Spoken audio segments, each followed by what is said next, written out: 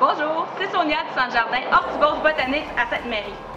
Aujourd'hui, en fait, on est rendu à la mi-mai, donc on va parler de pelouse, gazon. Savoir quoi faire là, avec notre gazon, là, avec ce beau soleil-là, il va commencer à verdir. Donc, qu'est-ce qu'on fait?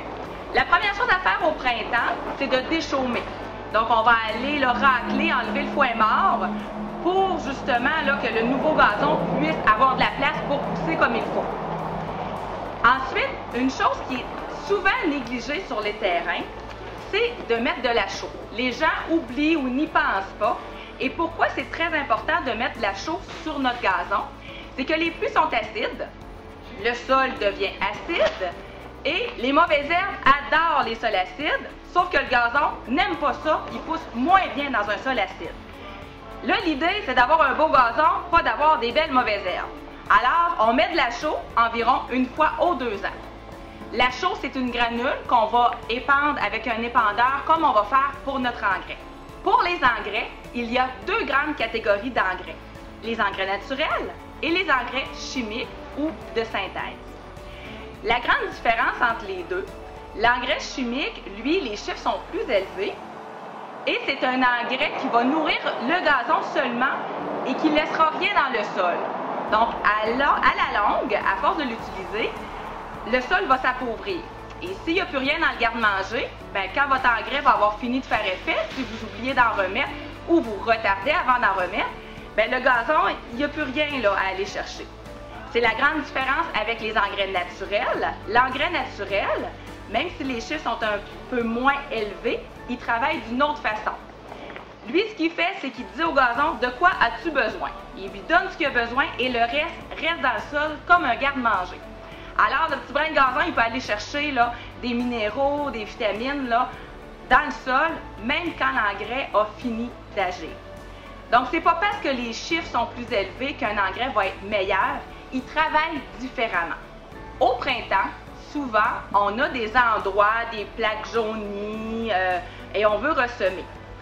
Mi-mai, dans notre région, c'est le bon temps de le faire. Les températures vont se réchauffer. Avant ça, bien, la semence, elle aurait pris plus de temps avant de germer parce qu'il faisait trop froid. Quand on met notre semence, on choisit évidemment qu'il y a des formats différents. Il y a des semences qui vont aller au soleil, des semences qui vont aller aussi à l'ombre, dans les endroits où le soleil ne va pas beaucoup. Avant de mettre notre semence, on ne met pas notre semence comme ça, juste sur notre gazon, elle va voler au vent. On va mettre un terreau pour la pelouse, le terreau Viva Pelouse. On n'oublie pas, on a raclé notre terrain, on met notre terre, on met notre semence et on va venir avec le râteau un petit peu l'enterrer. Ensuite, ce qui va être important, c'est l'arrosage. Les semences vont germer entre 7 à 10 jours, s'ils ont la bonne température, évidemment, mais aussi, il faut les arroser à tous les jours. Évidemment, si Mère Nature ne nous donne pas de pluie. Pour semer, on a un outil bien pratique ici, un petit semoir avec la petite roulette qu'on va tourner justement là, pour que la semence puisse tomber là, aux bons endroits. Si on a juste des petites plaques, on peut le faire à la main, il n'y a pas de problème, mais pour des surfaces plus grandes, c'est sûr que ça peut nous aider. Quand on parle d'arrosage pour des grandes surfaces, ça vaudrait la peine de vous munir d'un arrosoir oscillateur dans ce style-là pour justement là, couvrir une plus grande surface et que vous n'ayez pas là, à rester avec la hausse toute la journée ou presque là, à déménager là, un peu partout sur votre terrain. On peut aussi mettre des semences de trèfle à travers notre gazon. Les semences de trèfle, ça donne beaucoup d'azote dans le sol et le gazon aime l'azote. Très résistant à la sécheresse, donc dans des endroits en pente aussi, ça peut être une bonne solution de mettre du trèfle. Le trèfle blanc avec une petite fleur, donc qui monte pas très haut, pas trop d'entretien aussi, donc on peut en mélanger à notre pelouse. Souvent, les gens vont nous demander, avez-vous de la semence résistante au pipi de chien? Bien, ça n'existe pas, malheureusement. Peut-être qu'un jour, quelqu'un va trouver une solution magique pour ça. Mais si Pitou décide de toujours aller faire ce besoin au même endroit, ça peut arriver que vous ayez une petite plaque jaune. À ce moment-là, on fait comme on parlait tantôt. On met de la terre, on met de la semence et on vient arroser. Il y a aussi des mix déjà tout prêts avec de la semence, de l'engrais et un paillis. Donc, on peut juste venir saupoudrer et évidemment qu'on va arroser. Fait que des fois, pour des petites plaques, si on ne veut pas là, acheter le gros sac de terre, ben, on peut s'en sortir avec ça. Mais c'est à vous de voir, hein? Est-ce que vous préférez votre gazon ou vous préférez votre chien? Fait que dans ce temps-là, là, c'est pas grave, une petite plaque une fois de temps en temps, là, on est capable là, de vivre avec ça quand on aime notre vie. Pour les engrais, dans l'été, il y a 4 étapes d'engrais que vous pouvez mettre. La première étape se met au mois de mai, à ce temps-ci. Deuxième étape en juin. Troisième étape en juillet. Dernière étape en septembre.